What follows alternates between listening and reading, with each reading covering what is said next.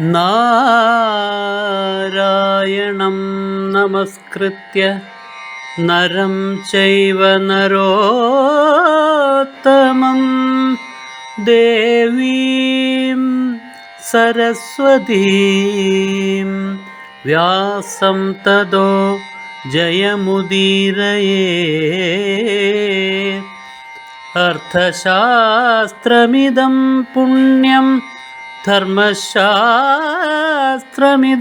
പരം മോക്ഷശാസ്ത്രമിദം പ്രോക്തം വ്യാസേനാമിതബുദ്ധിനാ.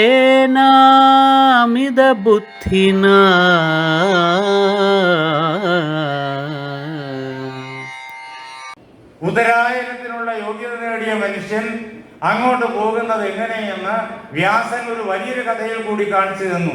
വലിയ കാരണവരായ ഭീഷ്മരുടെ ശരസൈന്യത്തിലൂടി. ഭീഷ്മരെ എന്തിനാ വ്യാസൻ അവിടെ ശരങ്ങളുടെ പുറത്ത് കൊണ്ടുപോയി കിടത്തിയത് ഇതിനു വേണ്ടിയിട്ടാണ്. ഉദരായനത്തിലൂടി മനുഷ്യൻ എങ്ങനെ അങ്ങോട്ട് പോകുന്നു. ഈ പറഞ്ഞ ഉത്തരായനവും ഈ ലോകത്ത് നടക്കുന്ന ഉത്തരായനവും തമ്മിൽ അഭേദ്യമായ ബന്ധമുണ്ടോന്ന് ചോദിച്ചില്ല. ആ ഉത്തരായനത്തെ മനസ്സിലാക്കാൻ ഇത് ഉപയോഗിക്കാം. അതേപോലെ ഇതിനകത്ത് പറയുന്ന ദക്ഷിണായനവും ഈ ലോകത്തുള്ള ദക്ഷിണായനവും തമ്മിൽ അഭേദ്യമായ ബന്ധമുണ്ടോന്ന് ചെയ്യില്ല. അതിനെ മനസ്സിലാക്കാൻ ഇത് ഉപയോഗിക്കാം. നമ്മുടെ ഇന്നത്തെ ദക്ഷിണായനം ഇപ്പോൾ നമ്മൾ ഉത്തരായനത്തിലാണ്. ഇത് കഴിഞ്ഞ് കർക്കിടക 1 ദക്ഷിണായനം തുടങ്ങി. ആ ദക്ഷിണായനത്തിന്റെ നടുവിൽ സാധനാ ബലമുള്ള ആളുകൾക്ക് സ്വയം ഉത്തരായനം അനുഭവിക്കാം. മകരം 1 ശേഷം എന്നിട്ട് മിഥുനം അവസാനത്തെ ദിവസം 30-31 ആയിരിക്കും. ആ മിഥുനം അവസാനത്തെ ദിവസത്തിനുള്ളിൽ മരിച്ചാൽ മാത്രമേ അവർക്ക് മോക്ഷമുള്ളൂ എന്ന് ധരിക്കരുത്. ഇത് ആന്തരികമായ ഉത്തരായനമാണ് പറയണേ. സാധനാബലം കൊണ്ട് ആ യോഗ്യത, ഉത്തരായന യോഗ്യത, ആ ഉത്തരായന ദേവതമാർക്ക് നമ്മെ നയിക്കാൻ സാധിക്കുന്ന തരത്തിലുള്ള മനസ്സിന്റെ വിശുദ്ധി നേടിയിട്ടുണ്ടോ? അതാണ് ആ ഉത്തരായനം. അത് എന്ന് മരിച്ചാലും എവിടെ വെച്ച് മരിച്ചാലും ഇന്ന സ്ഥലമൊന്നുമില്ല, ഏത് പ്രകാരത്തിൽ മരിച്ചാലും അത് സമാധി എന്ന് ലോകമറിയുന്ന രീതിയിലാണ് ശരീരം വിടുന്നതായാലും അത് വളരെ പവിത്രമാണ്. അതല്ല വേറെ ഏതെങ്കിലും പ്രകാരത്തില് ലോകം വന്ന് മരിച്ചാലും പടക്കളത്തിൽ മരിച്ചാലും അതിനുള്ള യോഗ്യത നേടിയിട്ടുണ്ടോ? ആ ദേവതമാര് അന്ന് അവിടെ നിന്ന് അവരെ കൂട്ടിക്കൊണ്ടു. ഉത്തരായനം എന്നുള്ളത് കേവലം ലൗകിക ഉത്തരായനമല്ല, അത് മനസ്സിലാക്കാൻ പാകത്തിന് പറഞ്ഞതാണ്. ആന്തരിക ഉത്തരായനമാണ് ഈ ഗുണഗണങ്ങളുടെ ഉത്തരായനം. ദക്ഷിണായനം എന്ന് പറഞ്ഞതും അങ്ങനെ തന്നെ. ദക്ഷിണായനത്തിൽ മരിച്ചു കഴിഞ്ഞാൽ അവർ ഈ ലോകത്തിൽ കിടന്ന് വട്ടം കറങ്ങി ആകെ വിഷമിച്ചു പോകുമെന്ന് ധരിക്കരുത്. അവർ പാതാളത്തിൽ പോകുമെന്നും ധരിക്കരുത്. ലൗകിക ദക്ഷിണായനമല്ല, മാനസികമായ ആന്തരികമായ ദക്ഷിണായനമാണ്. ആ ദക്ഷിണായനത്തിൽ എത്തിക്കഴിഞ്ഞാൽ അവർക്ക് പുനരാവൃത്തിയുണ്ട്. അവർ ചന്ദ്രമണ്ഡലത്തിൽ നിന്ന് സുഖം അനുഭവിച്ചിട്ട് വീണ്ടും വരും. അവർക്ക് അവിടെ നിന്ന് വീണ്ടും മുകളിലേക്ക് പോകാം. അതിനുള്ള വഴി കാണിക്കാൻ ഈ ദക്ഷിണായന ദേവതമാർ കൂടെ കാണും. അതല്ലാതെ ഞങ്ങൾ അക്രമമേ കാണിക്കൂ, നാശമേ കാണിക്കൂ എന്ന് പറഞ്ഞു നടക്കുന്നവര് അങ്ങനെ കിടന്ന് അനുഭവിക്കും. കുറെ ജന്മങ്ങൾ അനുഭവിച്ചിട്ട് അവസാനം നിവർത്തിയില്ല വരുമ്പോഴേക്കും പിന്നെ മനസ്സിന് പാകം ഇങ്ങോട്ട് തിരിഞ്ഞുകൊള്ളൂ. എല്ലാവരും പുറപ്പെട്ടത് പരമാത്മാവിൽ നിന്നിട്ടാണ്. അവിടെ എത്തിയേ എല്ലാവർക്കും നിൽക്കാനായി സാധിക്കുകയുള്ളൂ എന്ന് പറഞ്ഞുകൊള്ളു.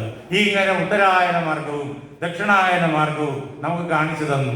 ഇത് പഠിപ്പിച്ചു തരാൻ ഇതിനു മുഴുവൻ കഥയാക്കിയതാണ് മഹാഭാരതം. അതിനു വേണ്ടിയിട്ടാണ് സ്വച്ഛന്ദവൃത്തിയായ ആ വലിയ കാരണവരെ ആഗ്രഹിക്കുമ്പോഴേ അദ്ദേഹം മരിക്കത്തുള്ളൂ. ആ സാധാരണ മനുഷ്യനല്ല അദ്ദേഹം. അത്രയും തപോബലം നേടിയെന്നർത്ഥം. ശരീരം സ്വീകരിച്ച് മുത്തച്ഛനായിട്ട് അവിടെ സഞ്ചരിക്കുന്നു, യുദ്ധം ചെയ്യുന്നു. പക്ഷെ അദ്ദേഹം നിൽക്കുന്ന സ്ഥലം അവിടാണ്. കാലന് പോലും അദ്ദേഹത്തെ തൊടാൻ പറ്റൂല. ദൂരെ ദേവമണ്ഡലത്തിനൊക്കെ അപ്പുറത്താണ് അദ്ദേഹം. വിചാരിക്കുമ്പോഴേ ശരീരം വിടും. അങ്ങനെയുള്ള കാരണവരെ കുരുക്ഷേത്രത്തില് അർജുനന്റെ അമ്പുകളുടെ നടുവിൽ, അർജുനൻ നരമഹർഷി, ശ്രീകൃഷ്ണൻ ആ അർജുനന്റെ തേരാതെ വിളിച്ചത്. കൃഷ്ണൻ പറഞ്ഞിട്ടാണ് കാരണവരെ എഴുതിയിട്ടത്. അങ്ങനെ ഭഗവാൻ പറഞ്ഞതനുസരിച്ച് ആ ഭഗവത് സ്വരൂപമായിരിക്കുന്ന അമ്പുകൾ കൊണ്ട് എയ്ത് അവിടെ കിടത്തി, അമ്പുകൾ കൊണ്ട് തലയിണയും കൊടുത്ത്, അമ്പുകൾ കൊണ്ട് ഈ ഗംഗാജലവും വരുത്തി കൊടുത്ത് അവിടെ അദ്ദേഹം ലൗകികമായ ദക്ഷിണായനം വരെ, കാരണം നമുക്ക് അപ്പോഴല്ലേ മനസ്സിലാവുള്ളൂ, അതിനു വേണ്ടിയിട്ട് ലൗകികമായ ഉത്തരായനം വരെ കാരണവരെ അവിടെ കിടത്തിയത് അതിനു വേണ്ടിയിട്ടാണ്.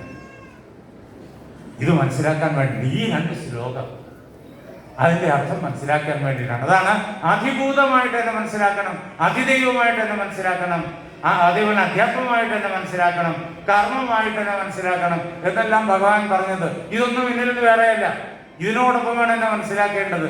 അതിനു വേണ്ടിയിട്ടാണ് ഇത് മുഴുവൻ അതേ കഥയായിട്ട് കാണിച്ചു തന്നത്. ഈ പറഞ്ഞ എല്ലാ ടൈപ്പുകളെയും അതിനകത്ത് കാണാം. ഈ മഹാഭാരതത്തിലെ 1000 കഥകളിൽ കൂടി കാണാം. ഇങ്ങനെ വെളുത്തതിൻ്റെയും കറുത്തതിൻ്റെയുമായിട്ടുള്ള ഈ മാർഗം, മോചനത്തിൻ്റെയും അതേപോലെ തന്നെ ബന്ധനത്തിൻ്റെതുമായ ഈ മാർഗം, ഇത് ഈ ലോകത്തിൽ അറിവുള്ള ആളുകൾ മനസ്സിലാക്കിയിട്ടുണ്ട്. ഇത് പണ്ടുപണ്ടേ ഉള്ളതാണ്. ശുക്ല കൃഷ്ണേ ഗതി ജഗതശാശ്വതേ മതേ. ഈ 2 മാർഗങ്ങളും, ദക്ഷിണായനവും ഉത്തരായനവും, ബന്ധനത്തിന്റെയും മോചനത്തിന്റെയും ഒക്കെ മാർഗങ്ങൾ, ഇത് ശാശ്വതമായിട്ടുള്ളതാണ്, എന്നുമുള്ളതാണ് എന്ന് അറിഞ്ഞുകൊള്ളണം. അതിനൊരിക്കലും മാറ്റമില്ല. ഇനി ബാക്കി ലൗകിക നിയമങ്ങൾ എന്തൊക്കെ മാറിയാലും ഈ അധ്യാത്മമായ നിയമത്തിന് മാറ്റമില്ല എന്ന് പറഞ്ഞുകൊള്ളുക. ഇതിൽ ഏകയായാത്യനാവൃത്തിയും, ഇതിലൊന്നുകൊണ്ട് മടങ്ങി വരാത്ത ബ്രഹ്മസാക്ഷാത്കാരത്തിലെത്തും. അത് ഉത്തരായനാണ്, ഭീഷ്മനെ പോലെ. അങ്ങനെ ഒന്നുകൊണ്ട് അവിടെ എത്തും.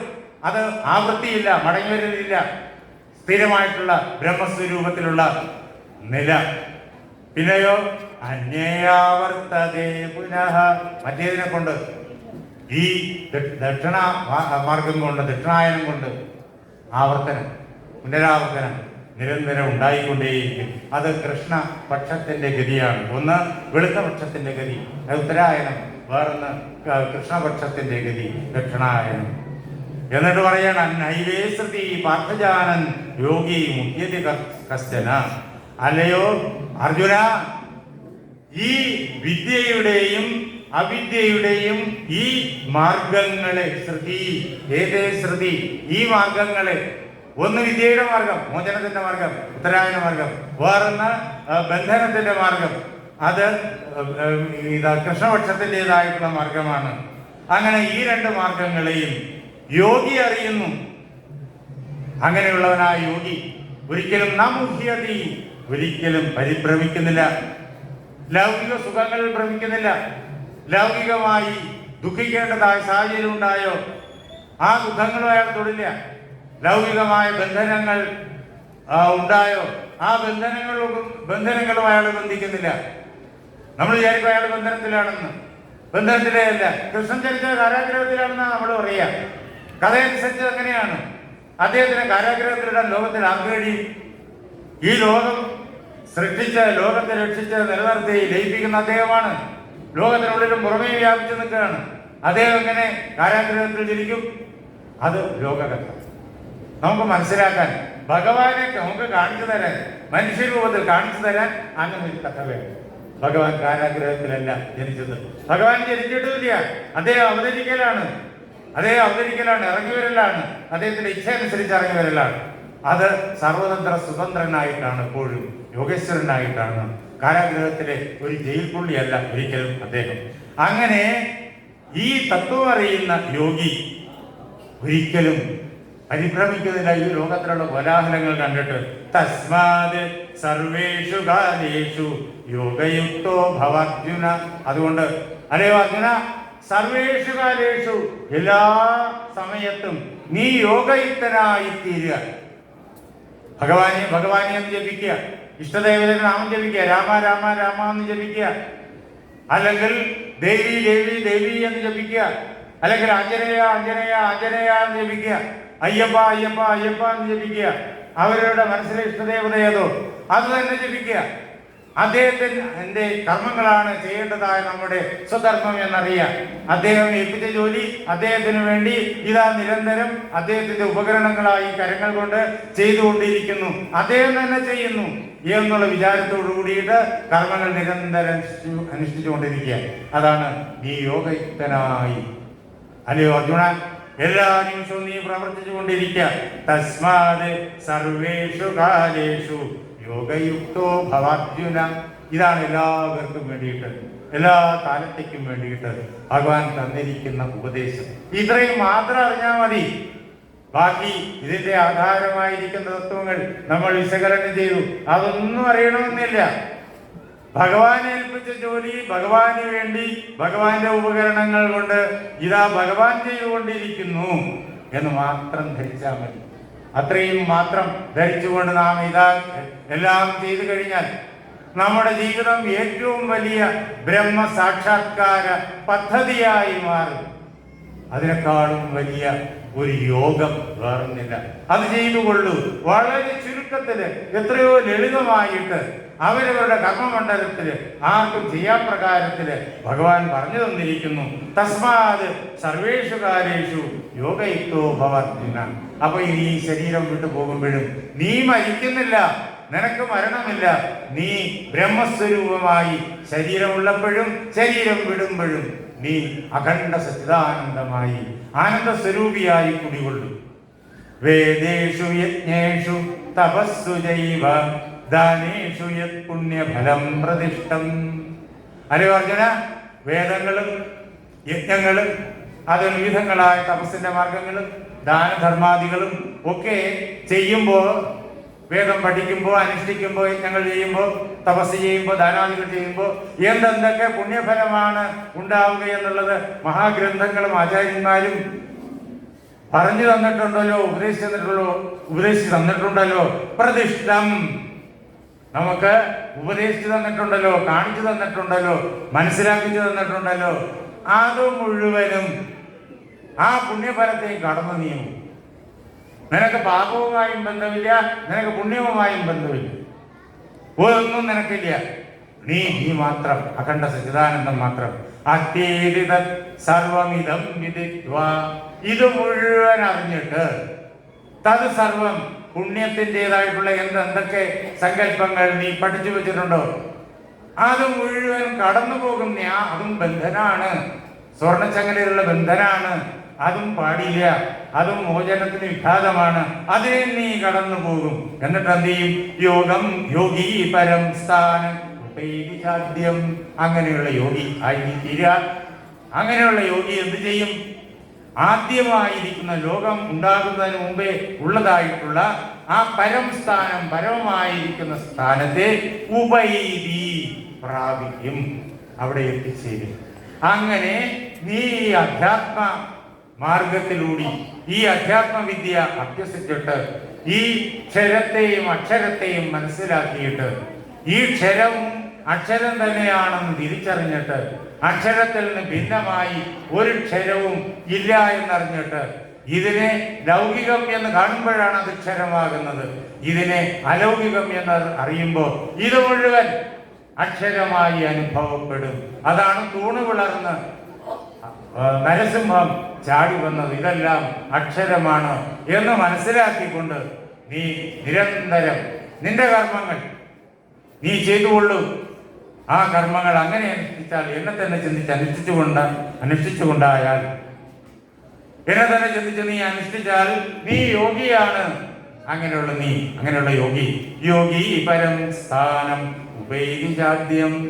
ഇത് ശ്രീമദ് ഭഗവത്ഗീതാസു ഉപനിഷത്സു ബ്രഹ്മവിദ്യായാം യോഗശാസ്ത്രേ ശ്രീകൃഷ്ണാർജുന സംവാദേ അക്ഷര ബ്രഹ്മയോഗോ നാമ അഷ്ടമോധ്യായഃ.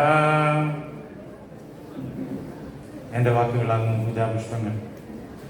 പാർവതീ പരമേശ്വരന്മാരുടെ പാദങ്ങളിൽ, ശ്രീരാമസീത അഞ്ജനേയന്മാരുടെ പാദങ്ങളിൽ, എൻ്റെ ഗുരുനാഥനായ ജഗദ്ഗുരു സ്വാമി സത്യാനന്ദ സരസ്വതി പ്രപാദങ്ങളിൽ, എൻ്റെ പരമഗുരുവായ ബ്രഹ്മശ്രീ നീലകണ്ഠ ഗുരുപാദരുടെ പാദപങ്കജങ്ങളിൽ, ഈ ക്ഷേത്രത്തിലും ഈ യജ്ഞവേദിയിലും വിരാജിച്ച് നമ്മെ അനുഗ്രഹിക്കുന്ന ഗീതാചാര്യനായ വാസുദേവ കൃഷ്ണന്റെ പാദപത്മങ്ങളിൽ ആ ധന്യമായ സങ്കല്പം കൊണ്ട് പവിത്രമായിരിക്കുന്ന നിങ്ങളുടെ ഹൃദയങ്ങളിൽ പൂജാപുഷ്പങ്ങളെന്നോണം സമർപ്പിച്ചുകൊള്ളുന്നു.